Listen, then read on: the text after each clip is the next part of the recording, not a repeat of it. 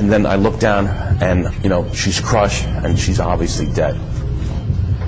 It was such like an emotional letdown. I'm thinking, wow, this is going to be great. We have somebody. You want to be involved. You want to be involved in the recovery and actually the rescue of somebody. After 7 days of searching, it seemed that there could be no more survivors. Nobody had been rescued since day one. There were 180 confirmed dead, but the estimated figure of the missing had been revised downwards to 6,000. Detective Sergeant Joe Blozis decided it was time to begin a forensic examination of Ground Zero as a crime scene. We didn't think about a crime scene until literally days later. Those initial days, and I'm going to stress plural days, was search and rescue, because no one knew how many victims are alive, and the only way you will know is to actually search and do the best you can to get any victims out. And after days, it became apparent that he either made it out or he didn't make it out. The investigators were confronted by a crime scene unique in its magnitude. Buried deep in the rubble pile were clues that might help them piece together the identity and last moments of the office workers, the first responders, the passengers on the hijacked planes, and the terrorists themselves. Which way? We're going on. This way? Hey Lloyd, bring up the rear, all right? The investigators explored and documented the underground city of car parks and shopping malls, 6 stories below the surface, some of which remained eerily intact. We did go and do searches throughout the basement levels of the World Trade, and you go into some areas, you could walk down there and have nothing in your way. And in some areas you go and you can see through layers of concrete. You can feel it up through there. You didn't know if you went underneath there what was going to happen, and it wasn't that, I'm saying that we went in there not caring, but, we went in, you went as a team, you had communication on the outside, people knew you were there, and you go in there systematically and try to do a search, do as much time you could, come back out, and then maybe another team would go in and do their search again. The treacherous conditions all over the 16-acre World Trade Center debris field made the recovery of the 9/11 dead incredibly difficult and dangerous. The rubble was piled more than 100 feet high, and deep inside it, fires continued to burn for 99 days. There's not a place in here that is not unsafe. There's no place to fall that's soft. Everything's sharp, jagged. It's a tough place to work. One of the crime scene investigators who daily risked his life on the rubble pile was Ed Wallace. Seeing these huge pile of smoldering rubble and this whitish gray ash all over the place, and it was floating through the air, and you can see it when the sun reflected off the particles that were in the air, and plus the rancid smell of chemicals and whatever else was in the air. It was very hard to identify what type of smell this was, and but you knew it wasn't good. It just didn't feel right. Everything about it didn't feel right. With heavy machinery working round the clock to clear up the rubble from Ground Zero, the most dangerous job of all was to explore the chasms and voids 100 feet deep beneath the pile. It was constantly shifting and in danger of collapsing. On one occasion, Sheer Rabowski had to accompany crime scene boss Joe Blozis to urgently retrieve a DNA sample from a trapped body. You could barely hear anything because there was big pieces of machinery going by, clawing at the rubble pile. I mean, none of the work stopped just because, a team of people were going down underneath. They just kept working, and you couldn't hear anything, so Joe just went like this. When the recovery teams went down into the voids, they spray painted their identification marks along the route they followed as a safety measure, so they could be traced if they were trapped underground. It was quite a distance down through the rubble. I call jokingly a big fat guy, and sometimes it's a little difficult for me to maneuver through tight quarters. But I was able to get through, and we got sheer through, and we got down to the point. So this is the collapsed stairwell? Yeah, collapsed stairwell. There was a staircase, And where you'd make the turn to go up the next level of stairs, there was nothing. It was just a compacted pile. And protruding from that pile was a foot, a boot, a uniform boot.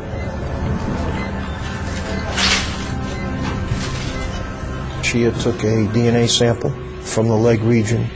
Couldn't see anything else, just the leg region. Okay. Okay. We're heading out. When you start hearing a lot of different creaks and noises up above, it's time to go.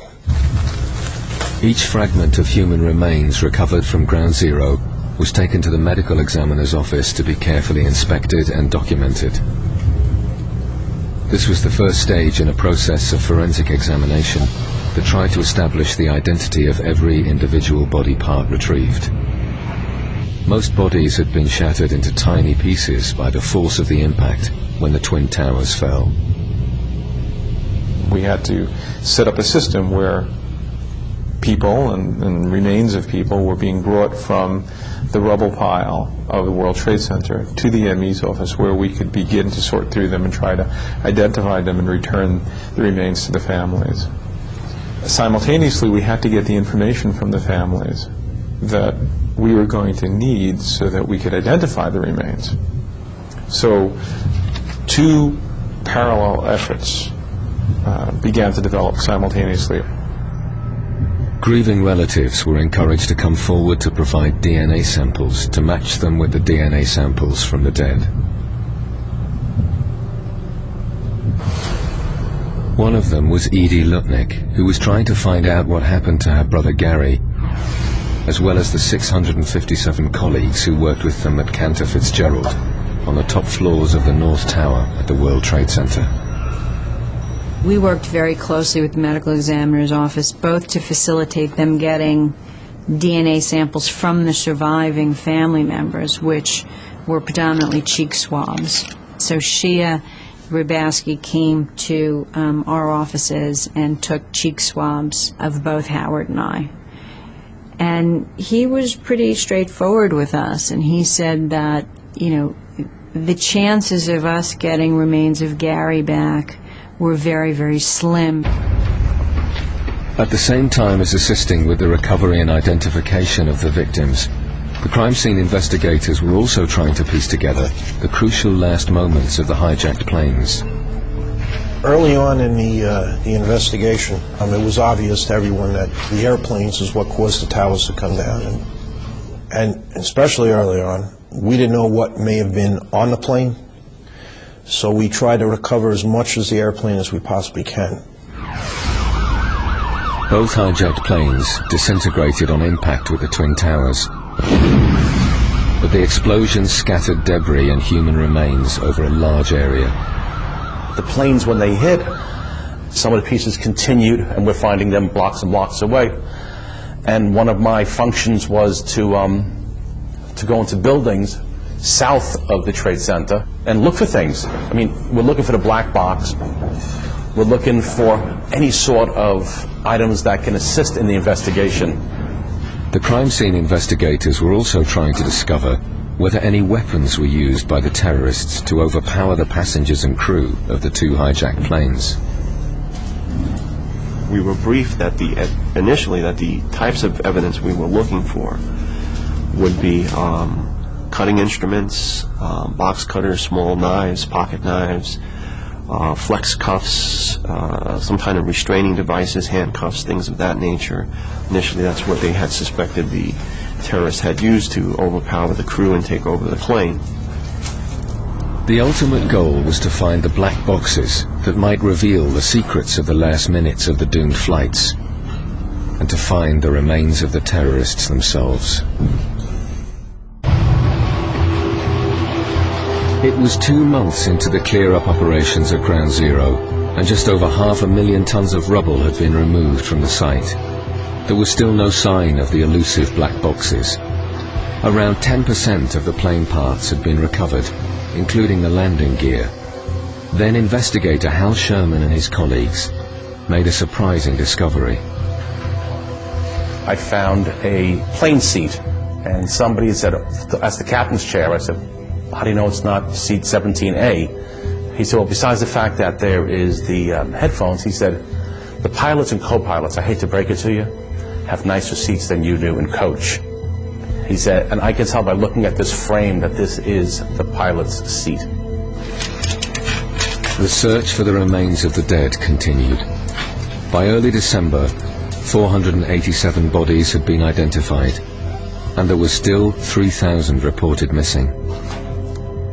Then one morning, crime scene boss Joe Blozis was called to investigate a body which had been found.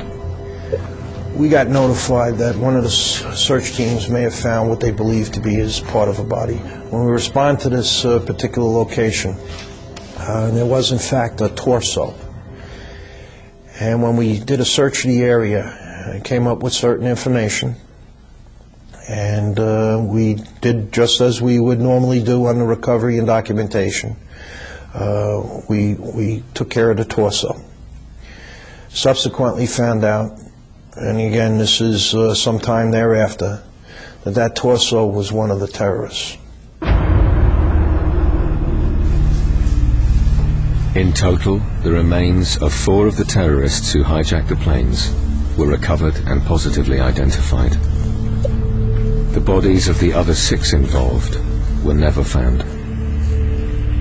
Identifying them was really no different than identifying the other victims. We had ante-mortem data. We got DNA only from the FBI, not from family members, and we put that DNA profile against the remains and took DNA from every bit of remains that we got, and when we made a match, we immediately took those remains and took them away from the remains of the victims. The final resting place of the perpetrators' remains is never going to be revealed publicly, because there's no way we're ever going to allow their resting place to become a shrine. To make a more efficient clearing up and recovery process possible, the crime scene of Ground Zero was divided into 4 sections. Several thousand tons of rubble were cleared each day, but every single piece was first scrutinized before it could be removed. Every day we'd be out in those quadrants, removing debris, inspecting the debris, evaluating the debris. And once it can be okayed to go into the trucks, the dump trucks would be filled and then transported to Staten Island. In Staten Island was another massive crime scene per se, because there we had hundreds of police officers sifting through that debris. Here at the Fresh Kills landfill site on Staten Island, the debris was graded and sorted. It was a graveyard for everything from crushed vehicles to fragments of the hijacked planes recovered at Ground Zero. But less than a quarter of the plane parts were found. The rest, including the black boxes, pulverized on impact. Smaller pieces of debris were sifted onto a conveyor belt for final examination. If they found human remains, body parts, whether it's tissue or just bones, they were told to bring it over to the crime scene unit, and we would look at it.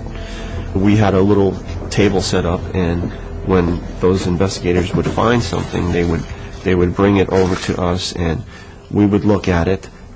They were also instructed, if you found any police equipment, guns, any type of police paraphernalia, whether it was NYPD or some other law enforcement agency, to bring that equipment to the crime scene unit too.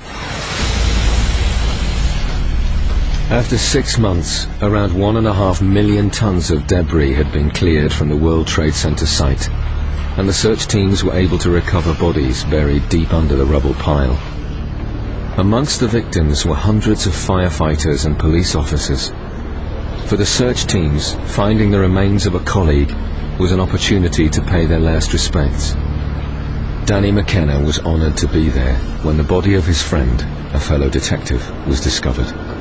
For a body that was under that rubble for 6 months, he really was in more of a pristine condition than a lot of other things that we've, body or tissue that we took out of that site. So to me, it was a little bit of, I felt honored that I was there to at least be, and partake in his recovery efforts there. He still had his ID